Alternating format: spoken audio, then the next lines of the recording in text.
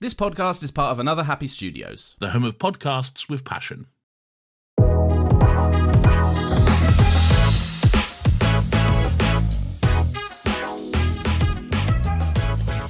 Hello and welcome once again to Talking Pictures Podcast. I'm your host David and joined with me as always my co-host Brian. Brian, how are you today? Well, David, how was Amsterdam?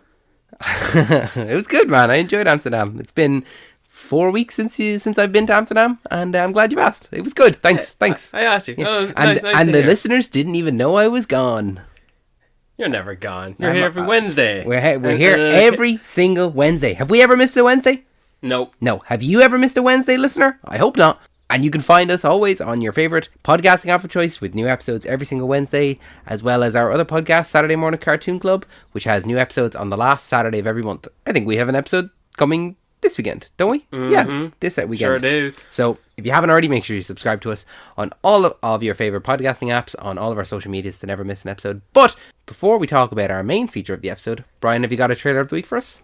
Do I just? Okay, good. And if you don't, I have a trailer of the week, actually. You have a trailer? Yeah, one I saw today, and I was like, oh, I didn't even realise they had released this. Today? Yeah. Well, I saw it today, but I think they released it maybe 2 days ago, and it just passed me by. I must have just not been on YouTube for 2 days. What's wrong with you, David? Not being on I YouTube know. for 2 days. Yeah. Well, alright, shoot, and I'll let you know if you're wrong. No, I wouldn't be wrong. I'm just saying that if you don't have a trailer of the week, I will have a trailer of the But week. your trailer of the week has to match my criteria. Okay. The trailer of the week is my thing. Okay. My trailer of the week is Focker-in-Law. Good choice. Yeah? Yeah. Good. Yeah. Excellent. Good Woo! choice. I saw the trailer for Focker-in-Law today, and I thought it was gas. I'm like, Ariana Grande seems like she is going to fit perfectly into this world. Yeah. I think I'd need to rewatch all the movies again. I will, yeah. I grew up mostly knowing Meet the Fockers and discovering afterwards, oh, there's a... Meet the Parents. Meet the Parents is connected to this. And then I think I saw Little Fockers in cinemas, and maybe that was just once out of 2 times I've seen it, and that's it. Yeah. So I would do a rewatch of the whole franchise.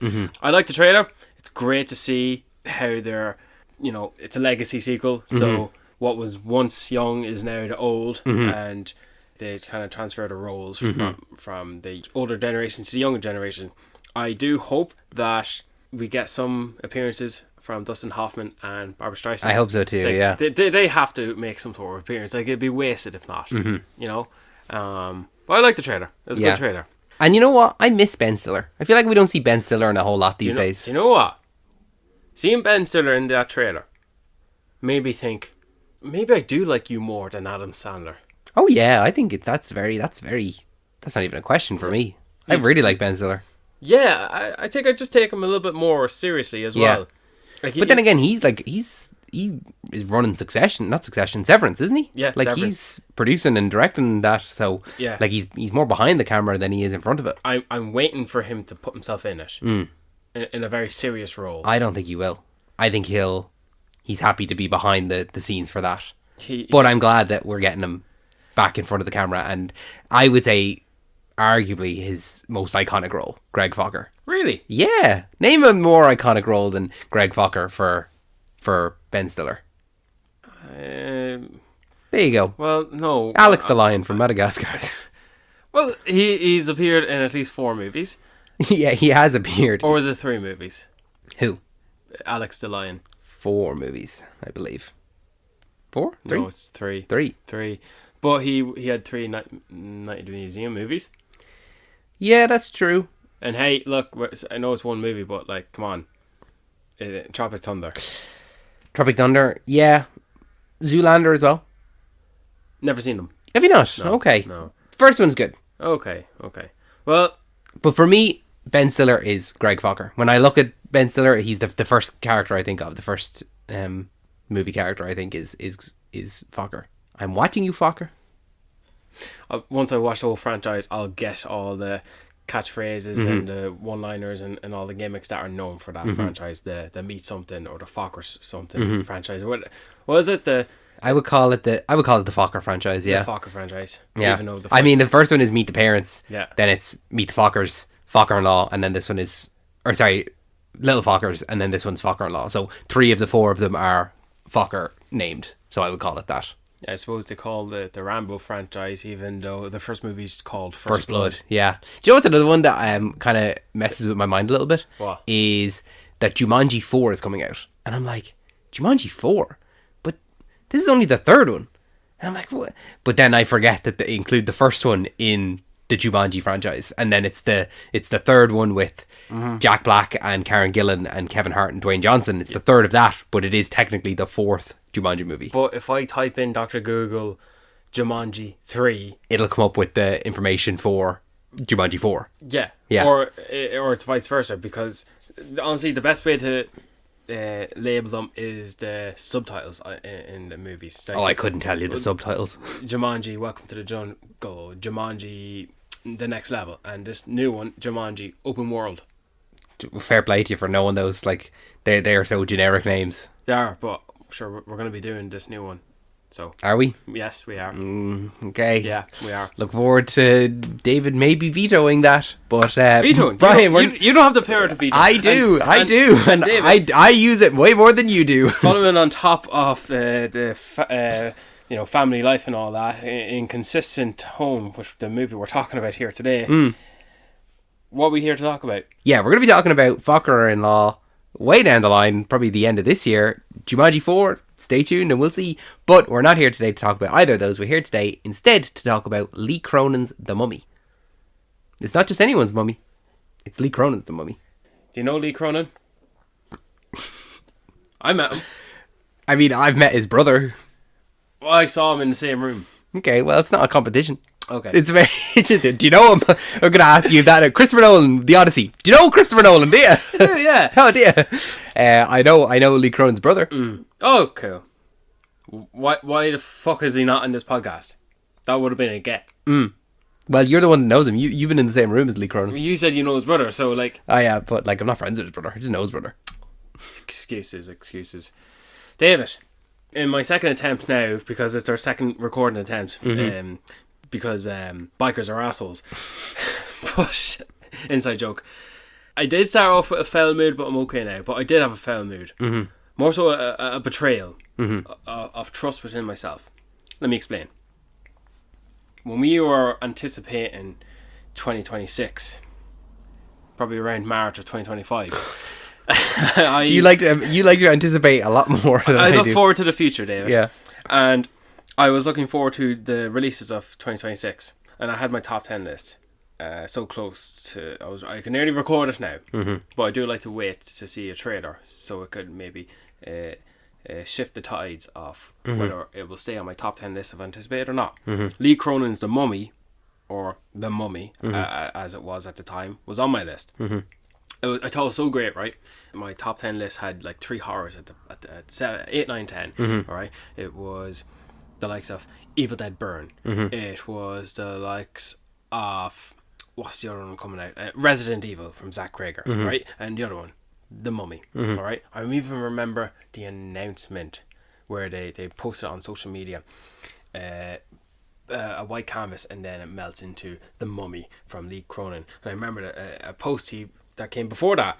Yeah, my next movie is something we all know of, but it's a radical new take, a really horrifying, terrifying reimagining of something we all know. And then when announced it, Mummy, it's like, well, if we're not going to get Brendan Fraser coming back to The Mummy, this is the next best thing. Well, we're getting Brendan Fraser to come back anyway. Yeah. And that seemed as though that was the reason for what we were hearing then about The Mummy that made you kind of shift from your top 10. Oh, yeah, because, give it tops to whatever asshole decided it would be a great idea to spread a rumour and misleading false information to say that, yeah, this movie, the Lee Cronin is directing, not very good. I hear James Wan walked out of the screening.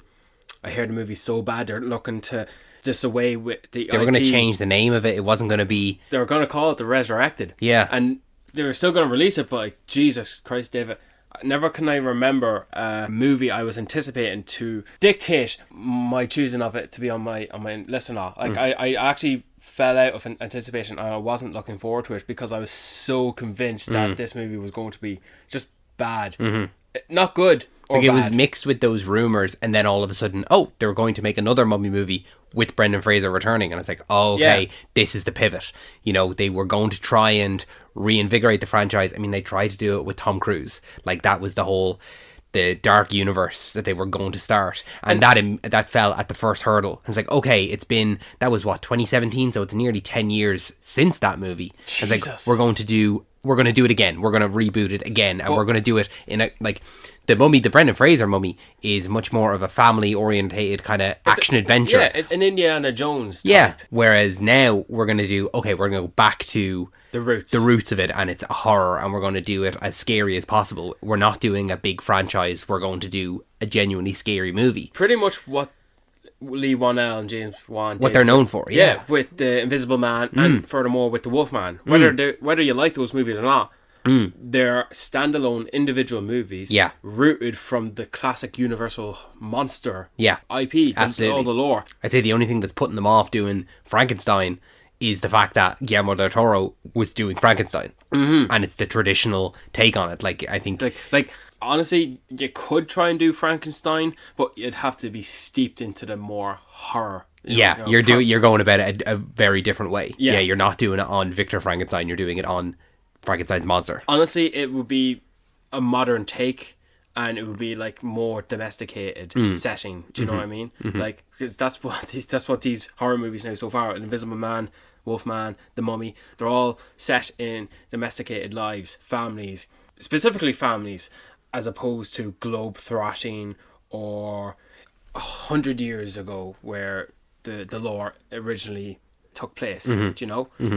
And obviously more modern reimaginings, like the Invisible Man was technology as opposed to a potion. The Wolfman was akin to like a native fever, like a flu, a virus that no one knows of because it's so rare and it's hidden in the vast wilderness. And this mummy here was so isolated, it was actually seeped into a family's curse. Yeah, Do you know? And one family, yeah. Yeah, it was well hidden. It's not to do with pharaohs or glorified mummy burials. It's an isolated curse Yeah.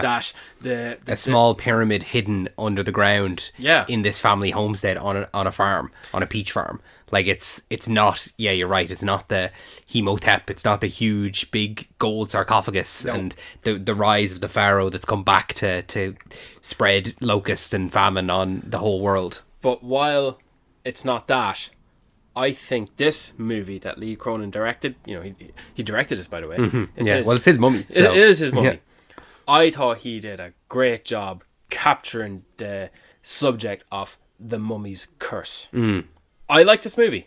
Yeah, so did I. I think what you were saying there about like the rumors that were coming out about this movie not doing well and how they were going to pivot, and then when we found out that Brendan Fraser was coming back, and it's like, oh, okay, that's why they don't have faith in it, so they're going to try and just go back to, rather than going back to the roots, they're going back to what worked, which was that action adventure kind of style with it, what we were used to. What popularized it? Exactly.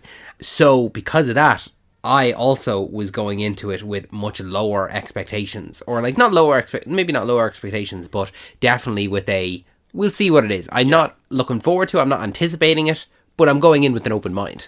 Even with the trailers, they released the first teaser. It was very like horrifying, and it was like very briefly edited together with the flashes of a camera taking photos of the sarcophagus when they lifted the lid up, and then it ended with the corpse in there waking up like in a very frightening, chilling way. And then they had another obviously traditional looking trailer, and I'm thinking, these trailers are very good. Too bad I'm convinced it's not going to be good. Yeah, anyone can make a good you can make a good trailer for a bad movie. Yeah. And we've seen that how many times, like. Yeah, and now I can happily say that Lee Cronin is 3 for 3. What was his first one? The Hole in the Ground. Oh, he did do The Hole in the Ground. Yeah. And he did. And he did Evil Dead Rise. Yeah. I felt as though while watching this, I could see a lot of Evil Dead Rise in this movie. You think? Yeah, I thought that. Honestly, I thought that's actually a fallback on this movie. What do you mean that's a fallback? This is definitely a mummy movie, right? Naming of the movie aside. But it's got the Egypt setting. It's got the Egypt curse. It's got the mummification. It's got the mummy's tomb. It's got bugs and scorpions that would be akin to a given mummy IP.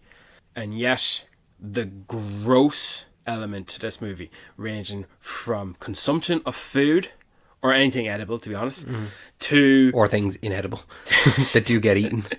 Or to simple body horror. Yeah. See, we know that's from Evil Dead because the same director did it in Evil Dead. Yeah. Furthermore, there's blatant human possession in this movie, and the human possession in The Mummy is like, that's the same thing as Evil Dead. Honestly, you can nearly not call this movie The Mummy. You could call it Evil Dead International. You could, yeah. See, I think that this movie, while good and while a lot of those sequences were great, very and they great, were yes. gory and they were like make your skin crawl, Very welcomed, yeah. I wasn't scared. There was at no point where I found the movie scary, which I think is a point against it for me, where like it's 18s and it's going to be this, it's supposed to be this like, we're going back to the roots, we're doing the horror element of it. Going back to the original post, a chilling, horrifying, frightening, classic horror. Like, just look at the Brendan Fraser movie, The Mummy. Did you see that one? The first Brendan Fraser I don't one? think so. You didn't? No. I remember as a kid watching The Awakening of the Mummy in that movie, and it's probably the most frightening depiction of a mummy. Even if you just name one scene, The Awakening of that mummy. Oh, jeez, it is so frightening. Then this here, and that's interesting because there's two different levels. Where that one is a PG kids movie, and yes, you are watching it as a kid, and it is frightening. But now, as an adult, you're watching an 18s version of this movie where it's supposed to be scary, and we're not scared. But now, I will. It could be. It really. Yeah, it had the potential. It had the potential. I will say this, right? While I wasn't scared, I was on edge all the time. Like, I felt as though there was a lot of it where something scary could happen and something horrifying could happen. But as I kind of got through it, I was more so like, I was on edge for what was the next gory bit or what was the next thing going to make my skin crawl as opposed to me being scared. Who's going to sustain the next injury? Exactly, yeah. Like, over the course of the whole movie, I only reacted physically once. To a jump scare or a fright? It wasn't a jump scare. Well, I mean, I suppose you could put it down to a jump scare, but it was when something happened and I moved in my seat. I was like, okay, yeah, no. And I didn't look at the screen. Was it the toenail? It was the toenail, actually. Yes, Brian, it was. It was when the mother was... giving her daughter a bath, and then she decides to cut her toenails, and when she pulls off her big toenail and accidentally rips the skin from toe to knee, and that anything to do with nails already gets me, whether it's a horror movie or not, but nails already, no, I hate it. So that's the only bit that got me, that skeeved me out.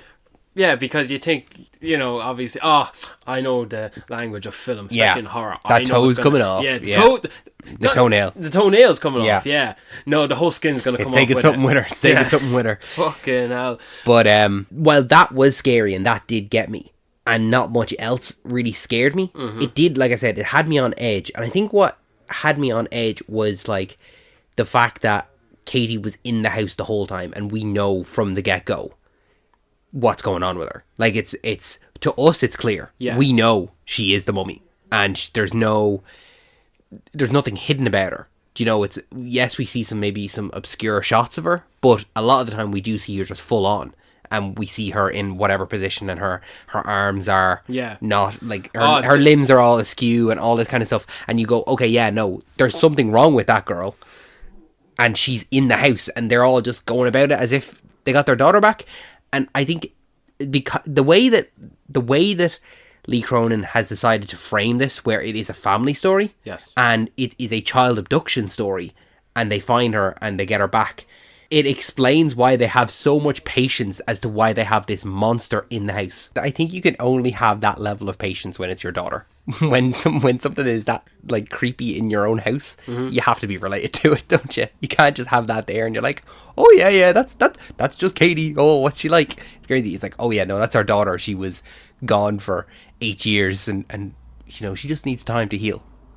Well, if the doctor says it, then it must be okay. Yeah. If the doctor says all they need is just a home life to bring them back to normal. Put her out in the sun. get her a bit of food, bit of bread and water, bit of flat 7-Up, some dry toast. She'll be grand. No bother to her. Just to just to follow up with the gnarly stuff, like, I'm sure if we remember one, we should take the opportunity to throw in there. Like, if you watch this movie like on home video and you had a bottle of vodka or Jameson with you, and if you took a shot every time Lee Cronin inserted the camera for a 1-second snippet of someone's mouth or someone's teeth, you would probably die of alcohol poisoning. There was a lot of insert shots of grotesque, like teeth chomping or something being consumed.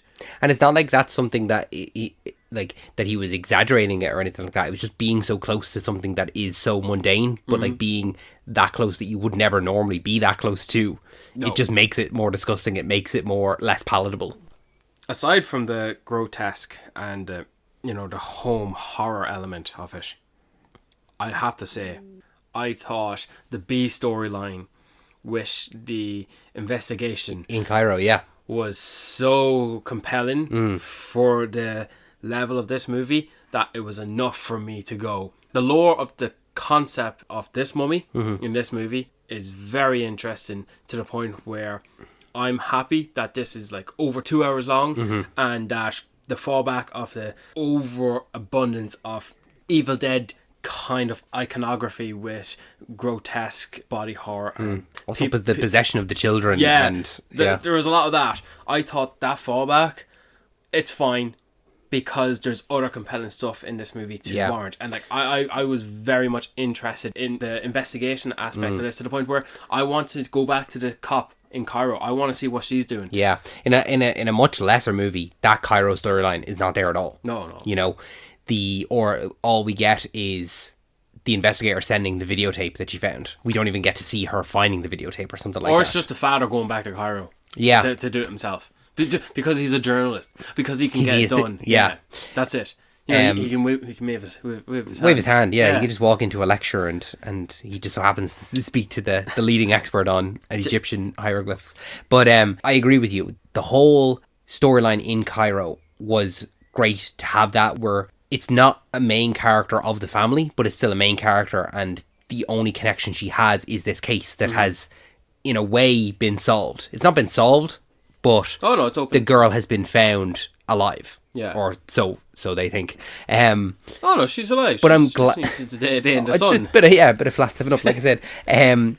What I did like about it was the fact that they fully committed to that storyline, and like the characters were speaking Egyptian. I think in a lesser movie, again, all those characters speak in English. Speaking English, not an English accent as well, or something like that. But I also like how they incorporated it into the timeline. So think about it. The movie starts with an Egyptian family. No one you recognise or expect to be the main characters. And then we're introduced to the main family.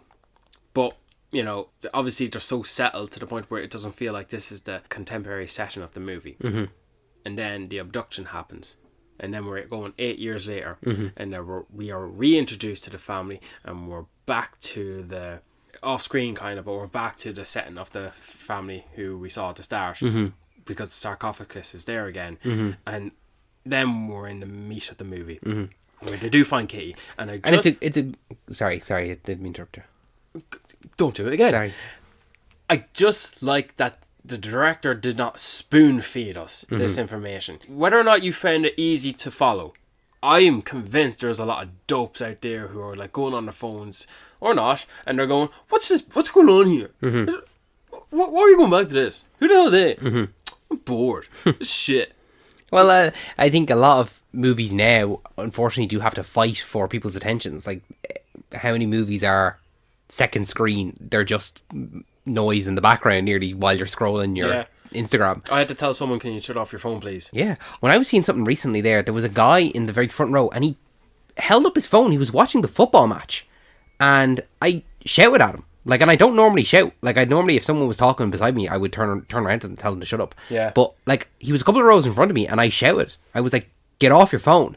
And he turned around and looked at me, and then stayed on his phone. Like, but it wasn't like a situation where he had his phone in his lap or anything like that. He was holding it up to his face and watching it so everyone could see. And I was like, "Get off your phone." I shouted at him again. And then people started looking at me, and I'm like, what are you looking at me for? It's him. Like, he's on his phone while we're trying to watch a movie. At least you're one who I stood up and shouted to. Can you get off your phone, please? She apologised and she did that, no bother. But I've never had anyone apologise. Jesus, fair play. well, in fairness, she was sitting behind me. She's behind you? Yeah. And how do you know she was on her phone? Her flashlight was on and facing the screen. Oh, what? Oh my God. That's... Listen, if you're going to be on your phone...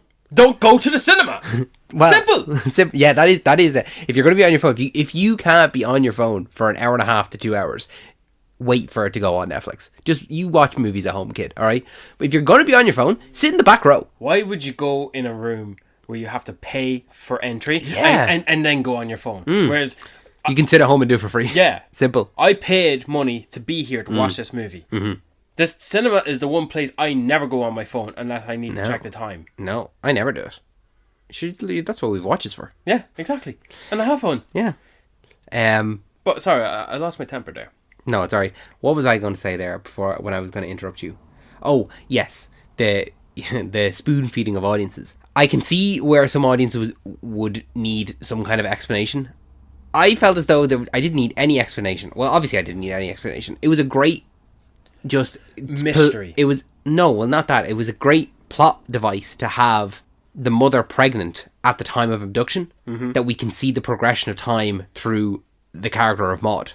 That she is not there in the opening scenes, and then by the time that Katie is found, there's an entirely new character. Yeah. That is not introduced in that introduction. Yes, we have the brother who is now aged up and doesn't know how to talk to his sister. That's fine, that's fair enough. But we have this other character who has never interacted with Katie before, and she even says in her first time, like, "Oh, I'm the same age you were when you were abducted." You know." Yeah. And she doesn't say it. And it's like, that puts it into perspective, is now that Katie has been away from this family for the same amount of time that she was ever with it. You know? Like, for this family, they have been without their daughter for as long as they were ever with her. It could be even they've been without her longer than she was ever there. Yeah, they've pretty much replaced one daughter for the other in its entirety. And that kind of nearly adds to the why are we so patient with her? Why are we letting so much stuff slide without an explanation? Like that she's like headbutting the grandmother and she's... Oh, she just twitched is all. She just twitched, yeah. You get she gets away with so much and they don't question it. Like, what they're more interested in as opposed to what is going on with her is what happened to her. We want to know what happened in those 8 years. There's this, like, you know, all movies, they come with a little, like, subtext. It's the marketing campaign. Yeah. What happened to Katie? Yeah. It worked. Like, what happened to Katie? It's nearly as that nearly could have been the title of the movie. Oh yeah, if the rumors were true and this wasn't a good mummy movie and they were changing it, they should have changed it to What Happened to Katie. But it was good, and I'm happy they've kept it to the mummy. Or they could have called it the mummy's curse or something like that. It doesn't matter. Something like that, yeah. But the simple question, what happened to Katie, refers back to the lore of how the mummy is depicted in this movie here.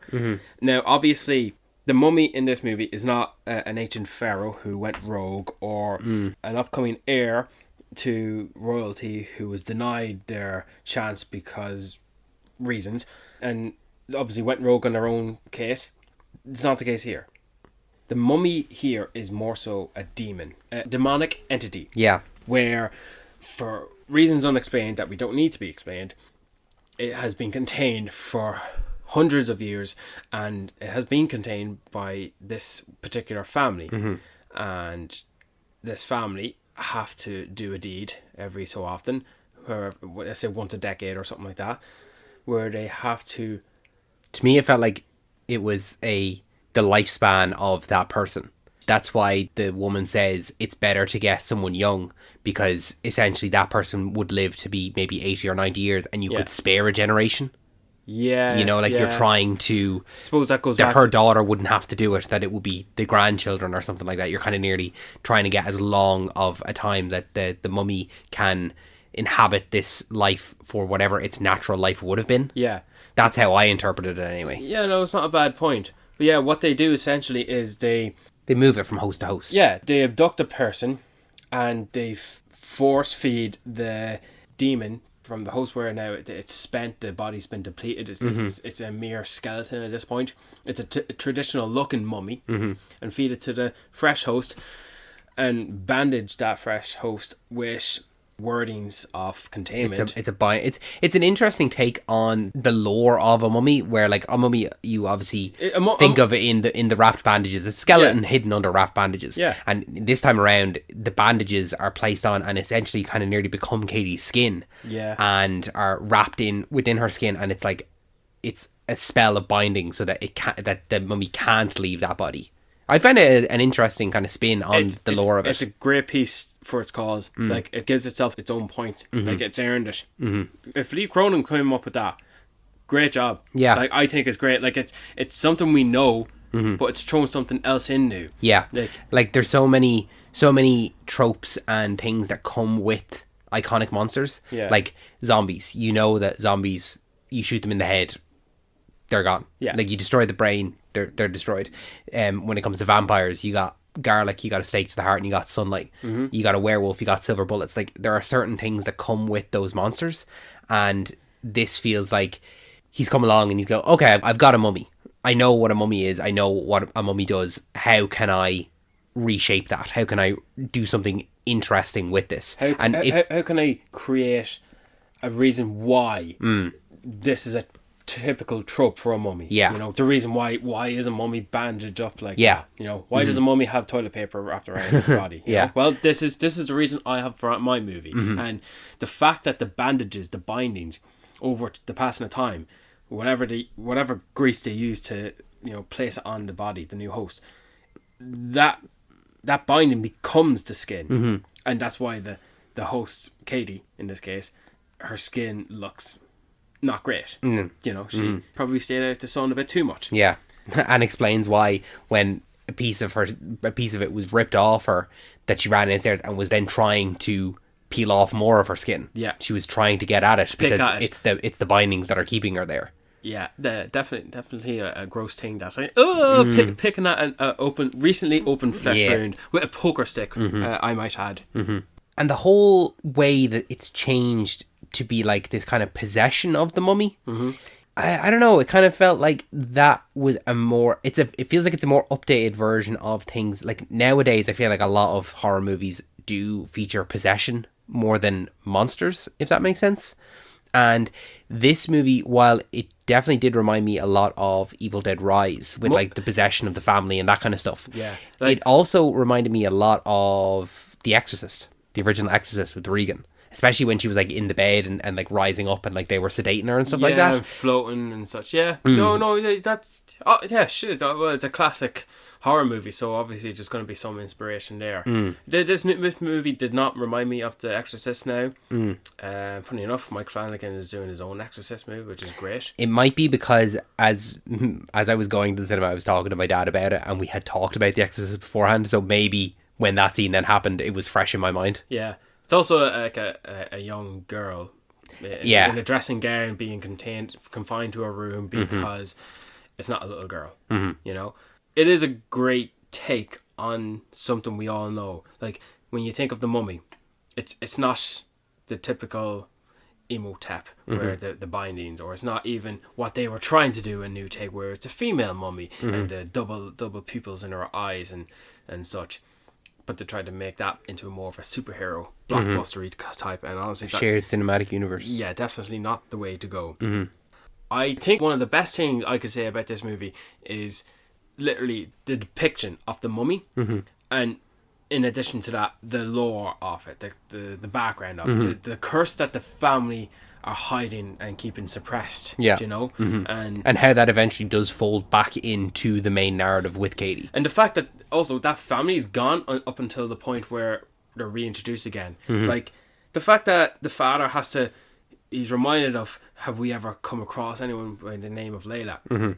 That's obviously triggered a memory where he went to go through Katie's letters, or these were letters of condolences that they just threw away into the coffin. They were all unread. Yeah, like, and so he opens up one, and it was a little girl, the girl of the mother, who cursed Katie, sent a letter saying, "I'm sorry this happened to Katie. I didn't want this for her." And like, how long of the movie have we watched up until the point where we're reintroduced to the reason as to why this happened to Katie in the first place?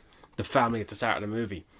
You know, some could say that family could have been killed at the start of the movie and then they're done with. Or maybe in another director's hands, they are the family that we're following, you know? I did like that essentially humans are behind this. Like the demons are gonna deem, right? That's what they do. Okay, Yeah. you can't blame a demon for being a demon. Yeah. Okay, it's what they do. And I don't... Can you blame a fish for swimming? Can you blame a bird for flying? No. I do think now that whatever ancient Egyptian demon that they use, the name starts with an N. I can't remember the pronunciation now, but I know it starts with an N. It's not Nazgul. No, it's not Necronomicon either. That's Evil Dead. But yeah, it's a made up word, and it's like this demon specifically preys on families. And a previous host back in like whatever 100 years ago, a depiction of a host of this demon looks a lot like Katie as it does now. You know, so obviously that was definitely concept art created for this movie. You know, it's not in a library book somewhere that you can go find. But, you know, these are actually actors. You know, that wasn't actually a professor. What? That was an actor, yeah. What? Yeah, in just 2 scenes. Like, That's nuts. Strange enough to introduce that. Like, And they pay him. I don't know. Maybe the college pays him. Fuck. Incredible. But I liked the family was dealt with by the cop, who, by the way, great introduction. But, you know, she one of those things. She was wearing a start as I don't know. It's not a chic. I don't know, to be honest with you. I don't think it was a hijab, but like it's a Middle Eastern headdress is what I'm going to say it was, because I don't want to offend anyone. I don't know the name of it. I'm sorry. I just like that obvious but also simple display of her progression in her career, because she was an incident taker, she was a call taker, and then she was only asked by the typical detective, it's more seasoned veteran, you know, typical male dominated industry of police, and she could speak English, so she translated, so she obviously met the family then and there. And then next time we see her 8 years later when Katie's been found, she's wearing a suit, she's her own detective, she does police work, and I like that she's there and that she plays that role where she detects where this family have gone. You know, the fact that the lad in the bike there who was changing the chain in the background, a plane crashes. Great use of his budget. Don't need to see the plane crash from that perspective, because it adds extra layer of mystery to it. And now all of a sudden he finds dead bodies in a crane crash, and the sarcophagus that landed perfectly on top of itself, like standing up.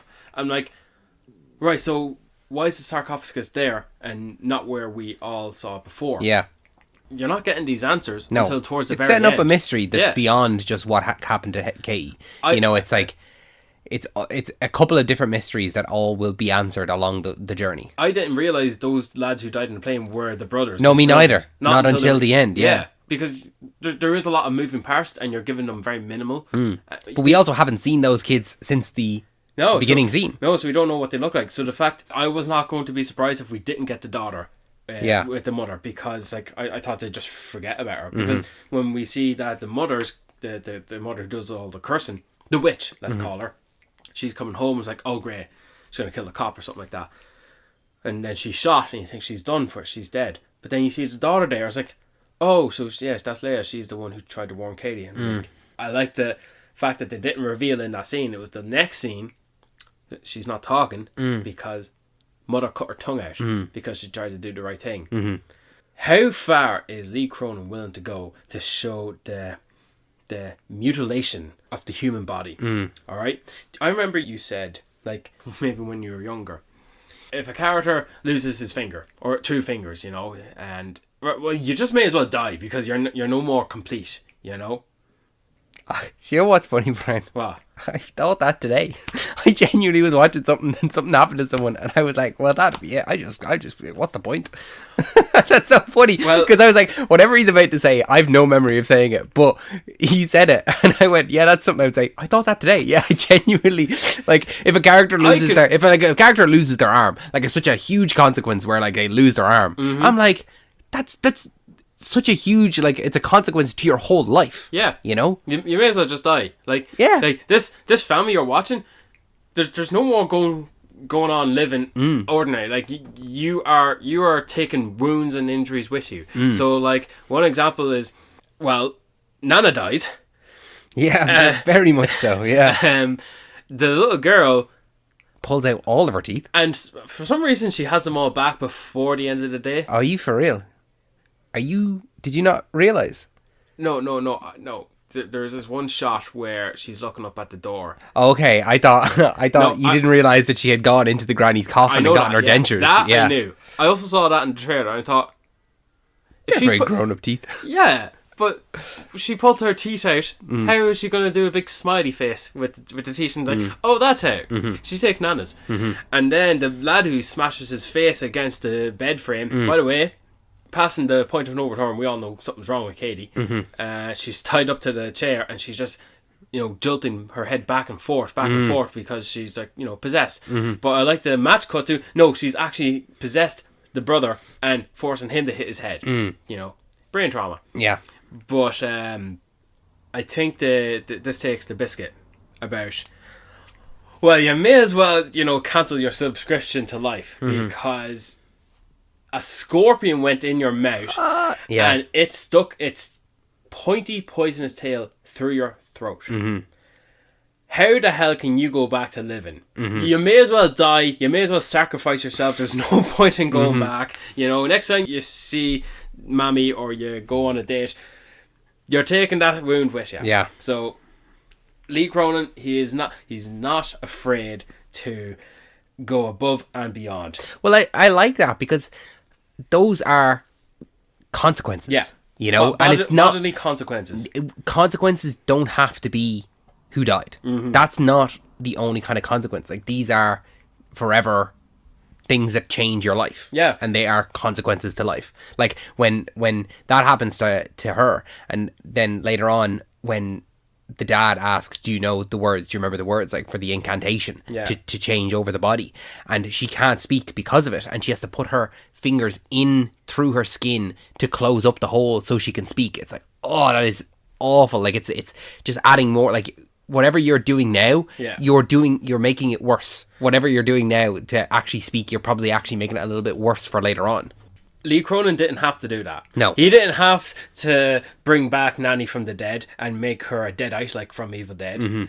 He didn't have to, conjure a scorpion from her throat and force it down the cops, and then furthermore have the scorpion punch her a hole through it. He didn't have to do any of that. No, especially considering Katie is upstairs as a final boss. Like, she's unlocked all of her abilities. And the end goal is for the cop to speak the words of containment, the cantation.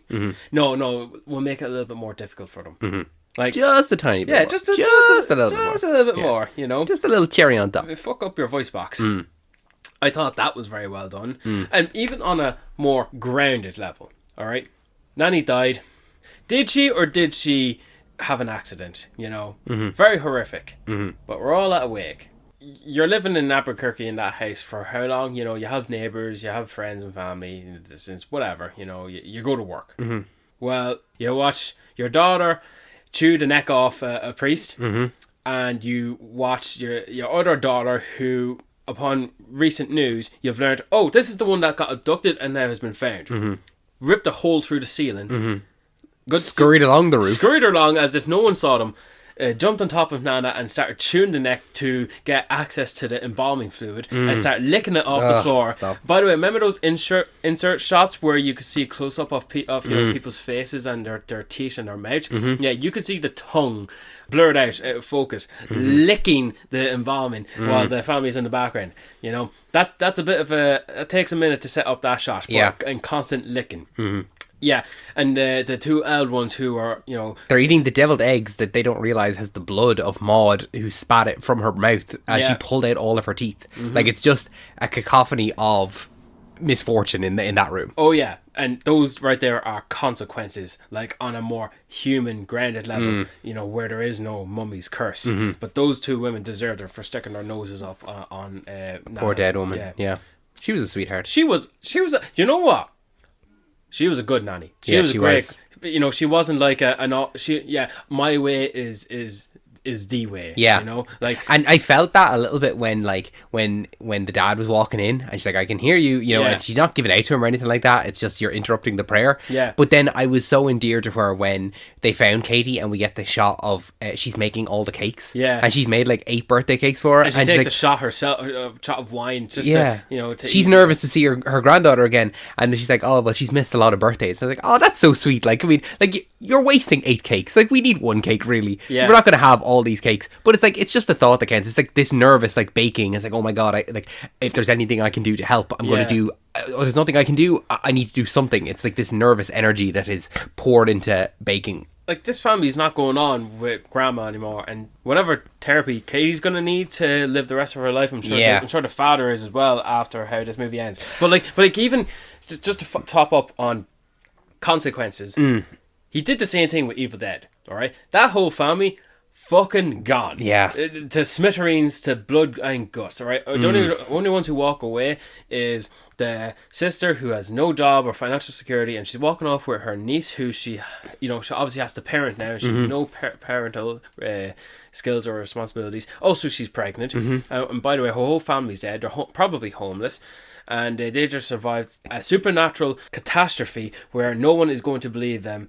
But it's the end of the movie anyway, so you know. Yeah, credits roll. Yeah, so I if I could say one thing in the negative for this movie, I would say I would have liked there to be a bit more of a consequence, in that being the last scene I didn't need. The last scene is like a little bit too far. Had the consequence of that the dad took over the mummy, Yeah. and they just had it chained up in their basement, and there was this, because there is a little bit of a scene earlier where it's where the dad gets the name Layla, that Katie was using Morse code with her teeth, that like Katie is in there. yeah, he's some man for foreshadowing. Yeah, like that's a great bit of foreshadowing, and it's a great little moment where, okay, Katie is in there, like she is savable. Yeah. To then have the dad in the basement under there, and it's like, we can't talk to him, but yes, he is still in there, and like, if Katie was the only one that could talk to him through Morse code, or maybe it's not him, and we just have to take her word for it that that's what he's saying, you know, like, because he does. You ain't opening up that coffin. No, you're not opening that.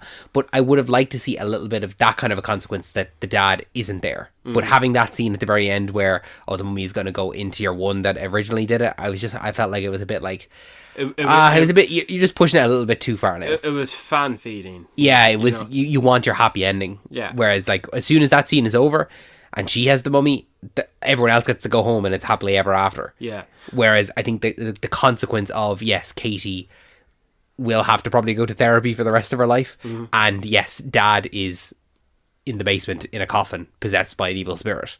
Yeah, and Nana's dead. And Nana's dead. Yeah, I think that would have been just that if it had ended there with him underneath, I would have liked it more. Yeah. For an ending.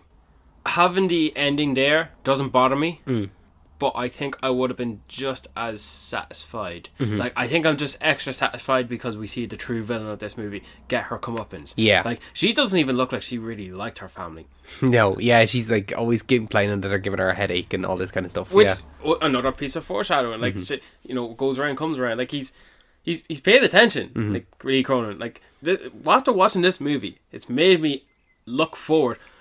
What you doing next? Here's a great idea. I said it in 2024. I want after watching Alien Romulus with Fede Alvarez. I said the same thing again in 2025 with what's his name who directed Together. And I'm going to say it here now again. All right?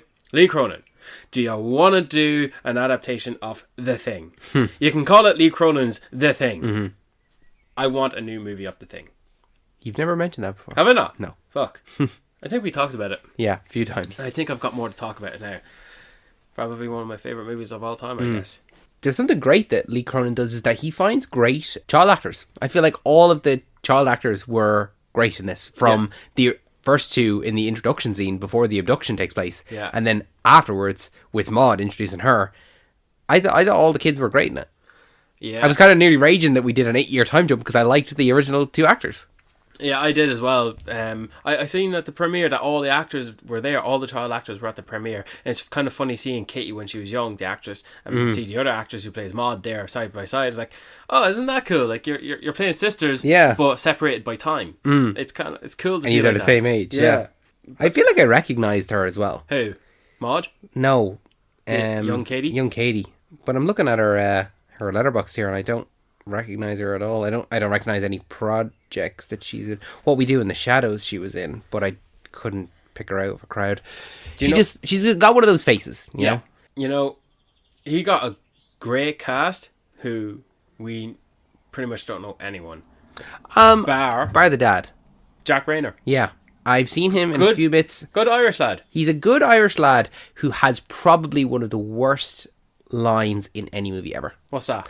It is the line in Transformers 4. Oh, yeah. Where he talks about the Romeo and Juliet laws. And listen, that's not his fault. It's Michael Bay's fault. It's Michael Bay's fault for writing that movie. And he artificially created this relationship between these two characters and then had to explain the reason as to why the two characters were together by referencing a piece of law that meant that they were okay to go out even though he was overage and she was underage because they were going out before when they were both underage and then they broke up but then they got back together afterwards. It makes sense. It's a contrived piece of dialogue that's it makes like sense. It makes sense. Hey Michael Bay, how about this? Let's just make her 18. How about that? How about when you're writing the character, when you're writing the description for her, you take the 6 and you just cross it out and you write 8 instead. And then, guess what? You don't have to have this atrocious piece of dialogue.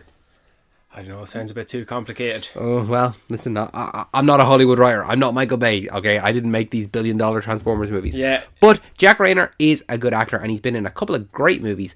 People will probably most notably know him from Midsommar, but he's also been in Sing Street and also another Irish movie called What Richard Did, which are both, they're 2 great films. Sing Street is good. Yeah, he's the older brother in that. Yeah.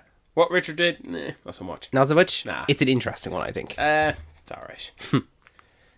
It's just alright. That won't be Brian's recommendation this week. But I do like seeing Jack Rayner lead this movie. When was the last time we saw him lead a movie? I don't know. Oh, do you know what's another one that he's in? It's a really good movie. What's that? Detroit. Detroit's a great film. And you know what? I forgot. I knew he was in it as of right now, before you told me.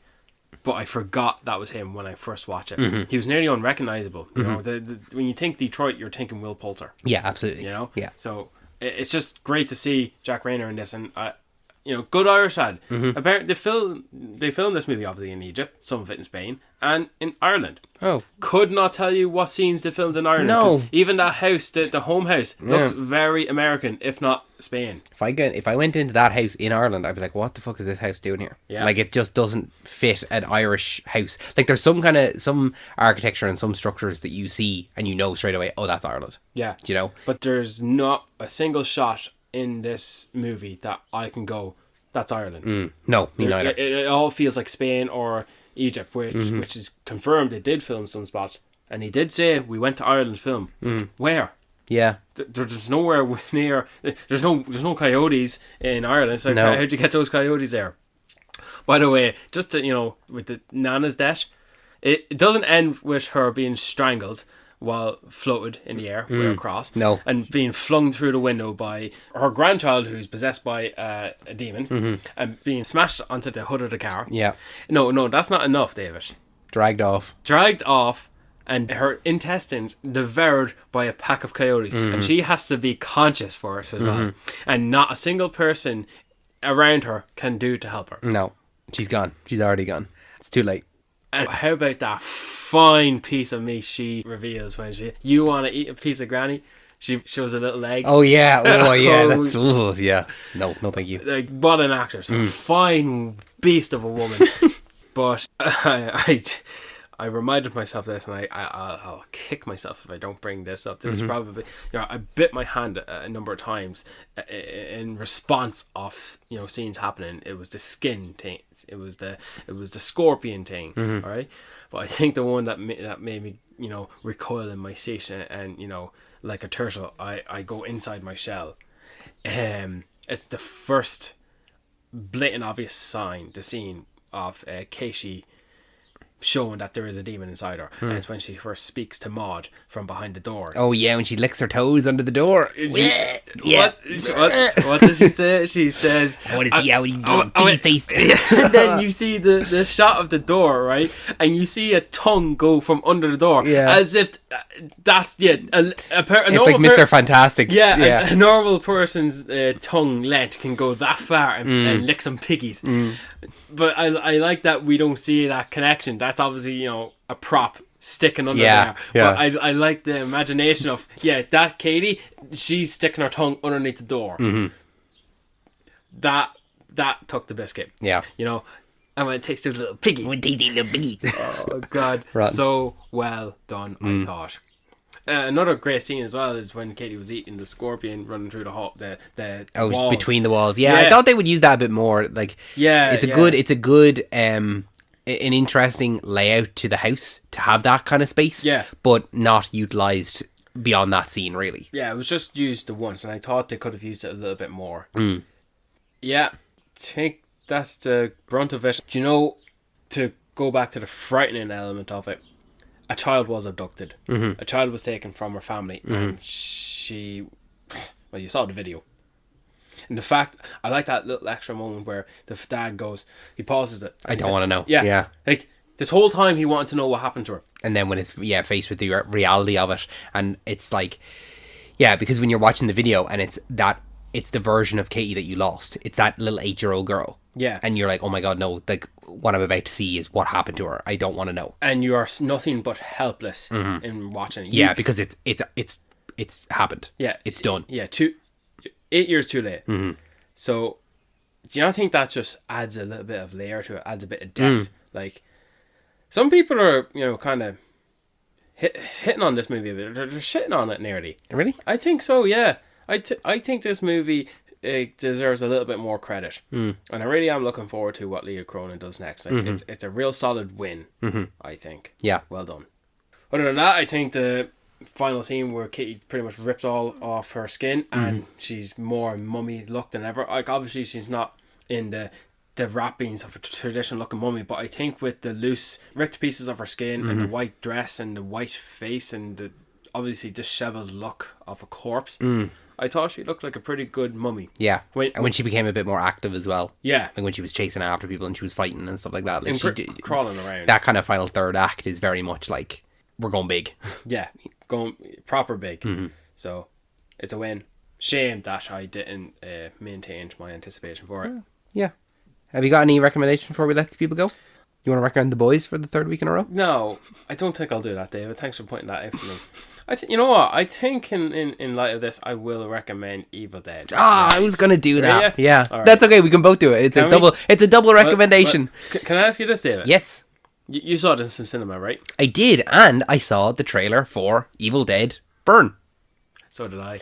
Which I was watching it, and I was like, What is this? I was like, what is this? You'd never what seen is this? it before. I was like, I don't think it could. Is this Evil Dead? Like, I haven't seen the trailer for Evil Dead, and then it slowly came up Evil Dead, and I was like, oh, it is incredible. There's something I love so much when watching a trailer where I'm really interested in it, and I'm like, okay, yeah, this looks good, I'll watch this. And then it comes up with the title, and it's something I was already going to see anyway. And I'm like, oh, thank God, and I was going to see this anyway. I'm so glad that I was interested in it when I didn't know what it was. Like, I don't know if you remember this, the season 3 trailer for Westworld with Aaron Paul and the robot. Yeah. I remember watching that and going like, this looks great. I wonder what this is. I'm going to watch this, whatever this is. This looks good. And then it reveals that it's Westworld season 3. And I go, incredible. I'm already watching Westworld. I'm definitely going to watch this. So, and it's such a shame that was not a good season.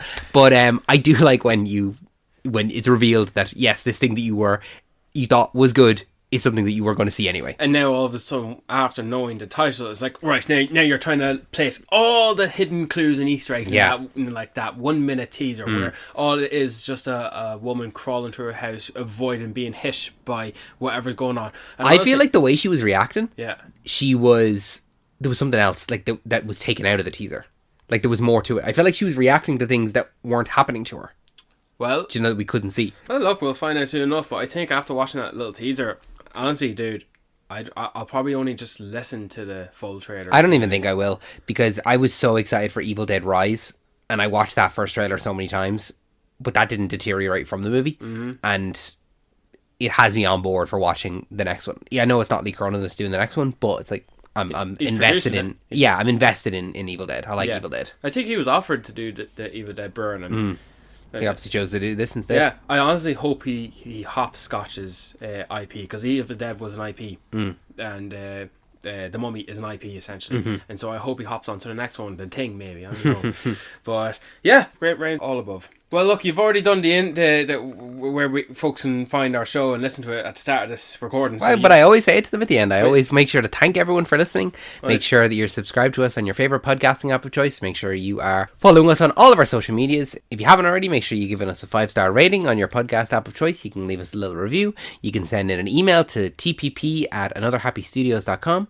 And remember that we have another podcast, which is called Saturday Morning Cartoon Club, with new episodes of that on the last Saturday of every month. This podcast is brought to you by Another Happy Studios, so make sure to check out all of the other podcasts in our network. That includes Another Happy Pod, it includes Unfinished Film Thoughts, The Fishing Trip Files, which is wrapped up, Another Happy Pod, which is pretty much wrapped up, but they have a new episode every now and again, so make sure to keep your eyes on that. You can follow us there on anotherhappystudios.com, or you can do it on the YouTube channel. It's all there. Brian, any final words before we let these people go? You're making work for me here, David. Yeah, no. I was just you're the one editing this episode, so I'm just gonna keep on rolling, and you're gonna have to decide: do I keep this in? Do I keep this out? What do I do? Where am I gonna cut it off? How am I gonna end the show? Are we just gonna keep going? Are you gonna clap the board? Are you gonna cut David off?